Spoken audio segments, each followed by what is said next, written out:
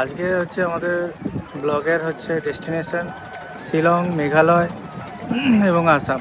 যে ফার্স্ট যে প্ল্যানিং হবে সেই প্ল্যানিংটা হচ্ছে এইভাবে যে হাওড়া থেকে যদি আপনারা আসেন গুয়াহাটি তক, সেই হাওড়াতে আপনারা মোটামুটি সকালে ট্রেন ধরবেন। সকালে ট্রেন এই জন্যই ধরবেন কি গুয়াহাটিতে আপনারা ভোরবেলা 1টা-2টার সময় পৌঁছবে। সেই 1টা-2টার সময় পৌঁছানোর পর আপনারা কি করবেন, গুয়াহাটিতে যে লাউঞ্জ আছে সেই লাউঞ্জটা খুবই সুন্দর, এক্সপেন্সিভ এবং তাদের যে অ্যাম্বিয়েন্স খুব ভালো। তো সেই লাউঞ্জে এসে আপনারা মোটামুটি মানে 1টা-2টোর সময় আপনারা ফ্রেশ হয়ে, মানে স্নান করার জায়গা আছে এবং গরম জল টল সবই আছে, ওখানে ফ্রেশ হয়ে ওখান থেকে আপনারা চলে যাবেন ভোরবেলা কামাখ্যাতে।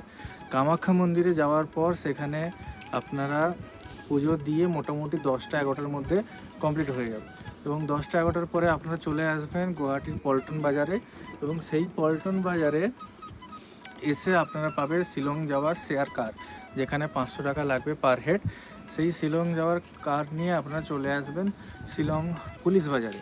পুলিশ বাজারে আপনারা মোটামুটি ঢুকে যাবেন, আপনারা 6টা-5টার দিকে ঢুকে যাবেন এবং তারপরে এখানে মোটামুটি হোটেল অনেক রয়েছে, মোটামুটি 1200 থেকে 1500-র মধ্যে হোটেল পেয়ে যাবে। আমরা যেটা হোটেলটায় আছি সেটা হোটেল নতুন খুলেছে, খুবই ভালো সুন্দর, তার আমরা ডেসক্রিপশনে দিয়ে দেবো তার পুরো ডিটেলস এবং সেখান থেকে আপনারা কন্ট্যাক্ট করেও আসতে পারেন। আমার তো খুব ভালো লেগেছে। এছাড়া পরের দিনের প্ল্যানটা কিভাবে হবে, পরের দিনে আপনারা চলে যাবেন চেরাপুঞ্জি নাহলে ডাউকি, যে কোনো একটা আপনারা পরে করতে পারেন। ডাউকি যাওয়ার পথে মোটামুটি 3-4টে যে স্পট আছে ওটা পুরো একদিন কভার হবে। ওখানে মোটামুটি আপনারা যদি বাইক, সব থেকে ভালো হয় যদি বাইক নিয়ে নেন। বাইক নিলে এটাই পার হেড আপনার মোটামুটি, স্কুটি নিলে 700 আর এমনি গাড়ি মানে একটু হাই গাড়ি নিলে মোটামুটি 1000 টাকার মতন নেবে।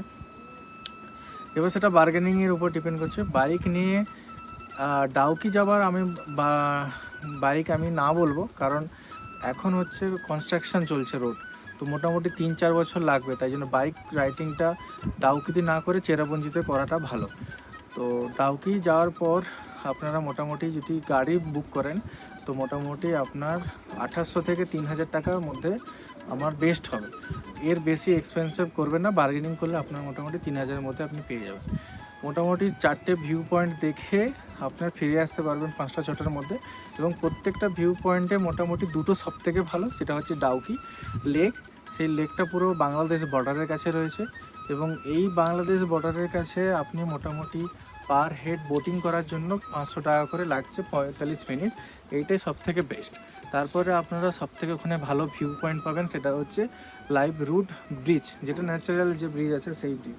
এবং সেই ব্রিজের পর আপনারা মোটামুটি আর কিছুই ভিউ পয়েন্ট নেই। আপনারা যদি চান তো এই দুটো ভিউ পয়েন্ট দেখে গাড়ির সাথে কথা বলেও কম টাকায় আসতে পারবেন, কিন্তু এখানে প্রত্যেকটা জায়গায় মোটামুটি ধরে রাখতে পারেন 100 টাকা থেকে 200 টাকা এন্ট্রি ফি প্রত্যেক জায়গা থেকে। আপনার বাজেট ওইভাবেই ফিক্সড করবেন।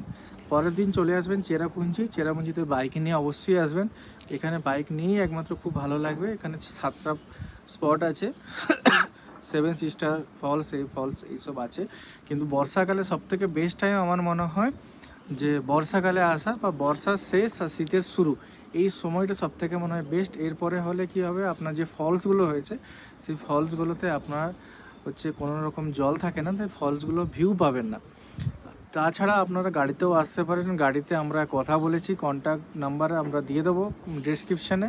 সেখানে মোটামুটি চেরাপুঞ্জিতে আপনার গাড়িতে আসতে হচ্ছে আপনার 2000-2500 নাহলে 2300-র মতন হয়ে যাবে, এর বেশি আপনারা যাওয়া উচিত নয়। বার্গেনিং করলে এর মধ্যেই বার্গেনিং করবে, এর মধ্যে হয়ে যাবে। এছাড়া এখানে প্রত্যেকটা ভিউ পয়েন্টে আপনার মোটামুটি রোপওয়ে আছে, বাঞ্চি জাম্পিং আছে, এটা মোটামুটি আপনার 800 থেকে 1200-র মধ্যে সব মোটামুটি কমপ্লিট হয়ে যাবে।